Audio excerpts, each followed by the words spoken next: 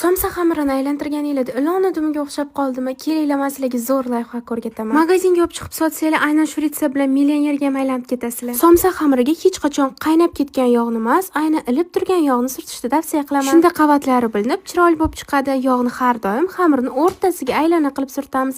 Girdilariga surtib, o'zinglarni qiynashinglar shart emas, chunki men sizlarga hozir zo'r layfhak ko'rsataman. Xamirni chetlarini, to'rt tarafini aynan o'rtaga olib kelib, xuddi videoda ko'rsatilgandek qilsanglar, xamiringlarni hamma joyi yog'li bo'lib bir tekisda chiqadi.